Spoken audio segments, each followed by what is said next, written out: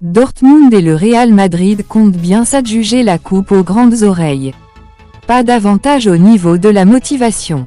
L'état de forme, vainqueur de cette Ligue des Champions en 1997 et finaliste malheureux en 2013, Dortmund n'était pas attendu à ce niveau de la compétition cette année. Les hommes d'Edin Terzic ont tout d'abord créé la surprise en s'adjugeant la première place d'un groupe très homogène au sein duquel figuraient le PSG, le Milan AC et Newcastle. Ensuite, ils ont, comme attendu, réussi à écarter le PSV Eindhoven, 3-1 à l'issue des matchs aller-retour, avant d'éliminer l'Atlético Madrid qui partait pourtant avec les faveurs des pronostics, 5-4 à l'issue des matchs aller-retour. En demi-finale, le Borussia a affiché une belle solidité pour contrecarrer les plans du PSG, 2-0 à l'issue des matchs aller-retour. Porté notamment par le vétéran Hummels, qui a été élu homme du match lors des deux rencontres, Dortmund a composté son billet pour la finale mais n'a pas été malheureux si l'on se rappelle des 6 poteaux touchés par les Parisiens dans la double confrontation. Sur la scène nationale, les coéquipiers d'Emre Can n'ont jamais été dans la course au titre, au contraire du précédent exercice. Ils ont tout de même assuré l'essentiel en terminant au 5e rang de la Bundesliga, synonyme de qualification pour la prochaine Ligue des Champions. Équipe la plus titrée dans l'histoire de la Ligue des Champions, le Real Madrid a une belle opportunité de décrocher un 15e sacre cette saison.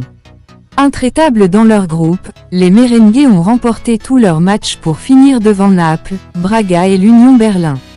Par la suite, ils ont dû s'employer pour écarter Leipzig, 2-1 à l'issue des matchs aller-retour, avant de s'offrir le scalp du grand favori de la compétition, Manchester City, 4-4 à l'issue des matchs aller-retour, qualification suite au tir au but. En demi-finale, le Real Madrid est venu à bout du Bayern Munich.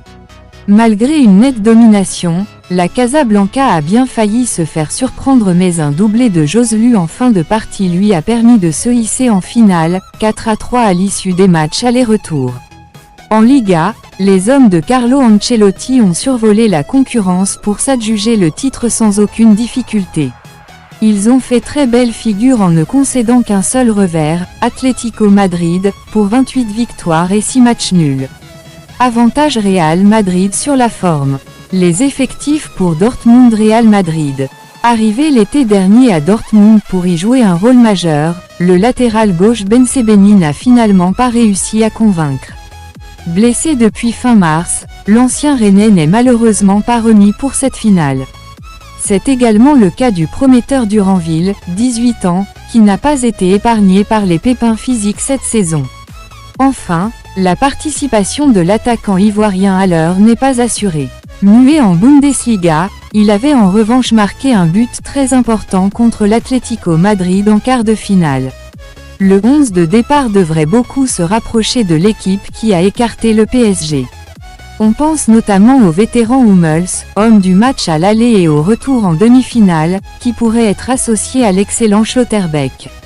Le quatuor offensif devrait être composé de Brandt, 2 buts et 2 passes en C1, Sancho, Adeyemi, 2 buts en C1, et Füllkrug, 3 buts et 2 passes en C1. Le Real Madrid doit composer avec le forfait de l'important défenseur autrichien David Alaba. Par ailleurs, la participation du milieu cadre Tchouaméni n'est pas assurée.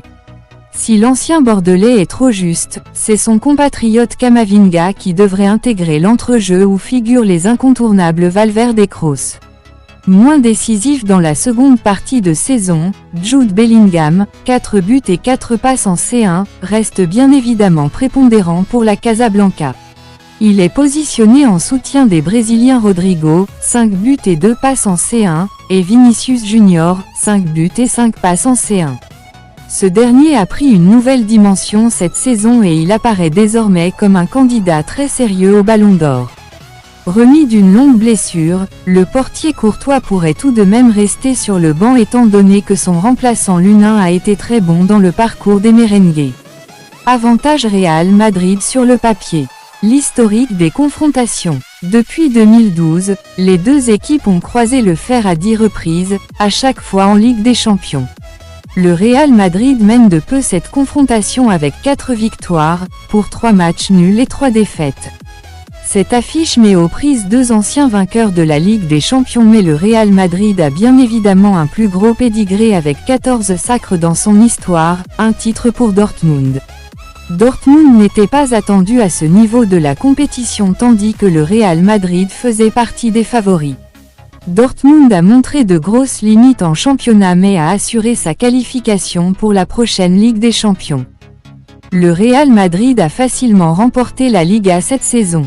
Unique buteur de la dernière finale de C1 remportée par le Real Madrid, 2022, Vinicius Junior est le joueur le plus décisif en Ligue des Champions depuis l'édition 2021-2022. Le Real Madrid part bien évidemment avec les faveurs dans cette finale et semble capable de répondre aux attentes pour remporter la 15e Ligue des Champions de l'histoire du club.